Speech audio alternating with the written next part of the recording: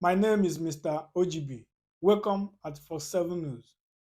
Last time we made a promise to you that we are going to dig deep to understand who is Biafrans, or aka who is an Igbo person, because we looked at a Nigerian story and we said who were these people before the Britain came.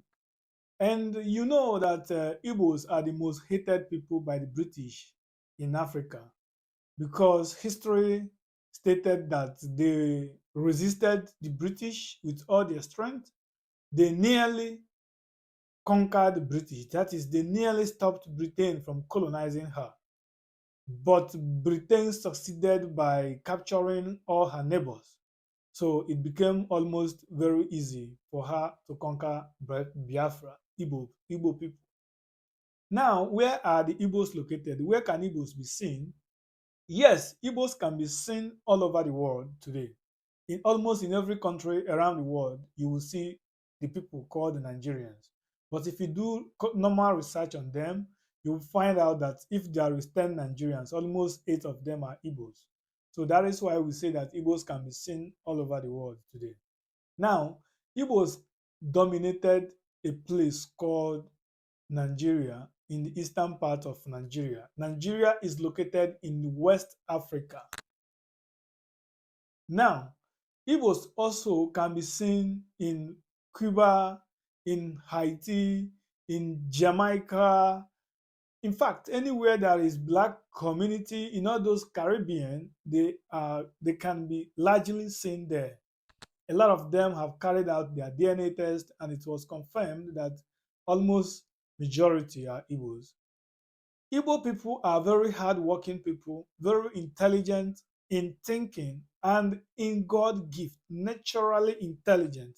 Research confirms that, and you can do your own personal research on that if you argue it.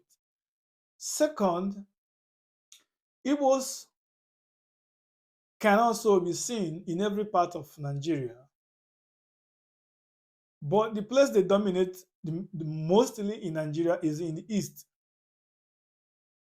They can be seen in east, in the south, and also in the part of north, like Benue, Kogi. There is Igbo communities, Biafran communities there, according to our research. Now, who were they before the arrival of the British? Igbos are very intellectual, and they practice democracy even before the independence of America, even before the independence of British.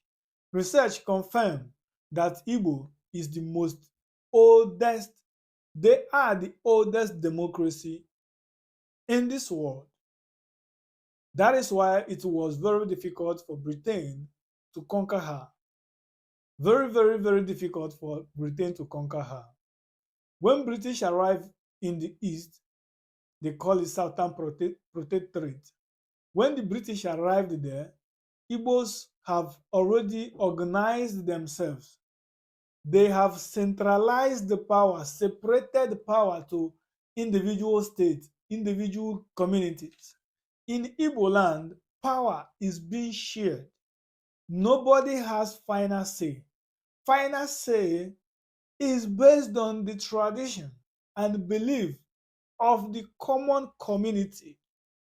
Every community determines what happens among them.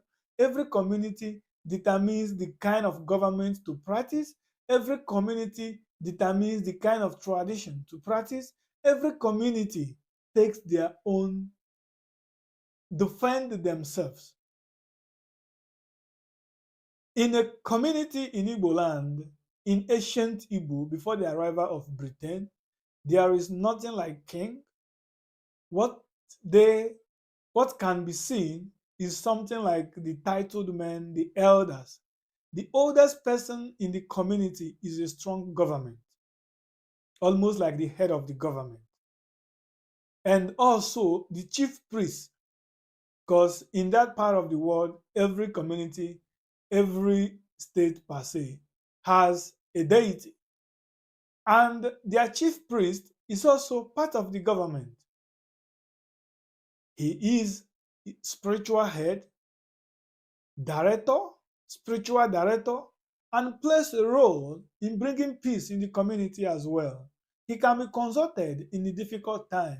He can be consulted when the community needs direction and the communities work hand in hand.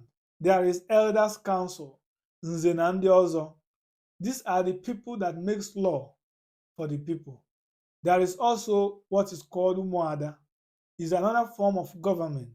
So Igbo does not depend on a supreme head somewhere giving order that will affect every life everywhere.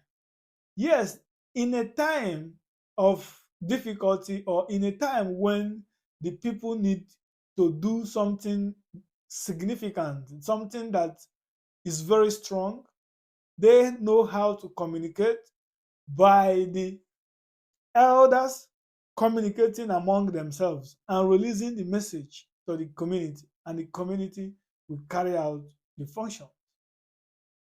There was nothing like Oba as it can be seen in the Benin.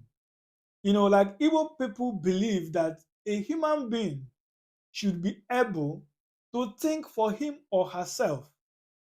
They do not believe that there should be a supreme leader sitting somewhere to determine what will happen to every other person in that community. Just like as you can see the Oba in the Benin, he is like a supreme head who can give an order and it will affect all the community. That's why it was more easier for the British to conquer her, because when the Britain came, they have to conquer the king. And once they conquer the king will give a decree and all his subjects will submit to him. But when they came down to the southern part, the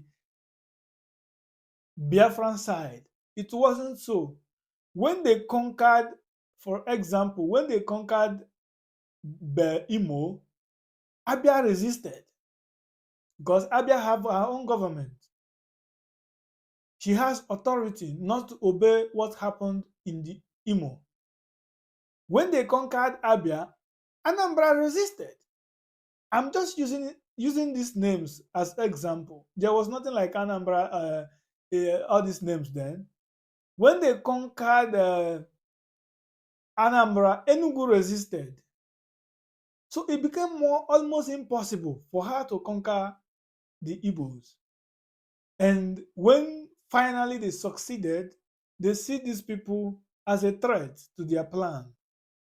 And that is why, if you look at the Nigerian, as it is called, the main player of Nigerian independence is man known as Zik of Africa.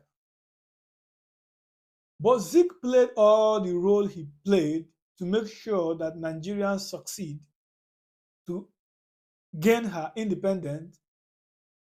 He did it, and he was not allowed to be the prime minister. Rather, they have to give the prime minister to the North.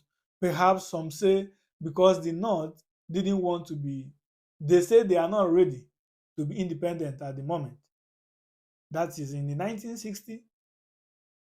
And the some scholars or some historians said Zik have to give up the position of prime minister to the Tafawa Balewa so that they will feel included. But that having been said, if you look at the structure of the government in Nigeria, the Britain gave all the means of controlling and winning to the weak side, being the North. They are not really weak per se, but to the side that is willing to obey their will, to the part that they can easily control. How can they control them? You can control them by winning and controlling the authority there. Like if you go to the North, they have what they call like in the form of king. They have what they call, what do they even call those titles there? But they have all this form of government. But when you come down to the East, there is no single authority that could that you can easily conquer and you'll be able to control the rest of the population. Because the belief system they have in the East is all about you should be able to reason like a man. You shouldn't wait for me to decide for you. So the number one government in the eastern part is family. The father and the mother is the head of the government. From there, you move down to Umunna. So the level of democracy in the East is too deep and too strong to conquer. Even to date, it's still very impossible for the Britain to conquer her. That is why you see cry of Biafra everywhere around the world by her sons and daughters. I think we should stop here. And the next time, we are going to tell you how Nigeria was amalgamated, the expectation, and in fact, who is even in Nigeria. Who is in Nigeria is important. We choose the case Nigeria because Nigeria is like the head of black community.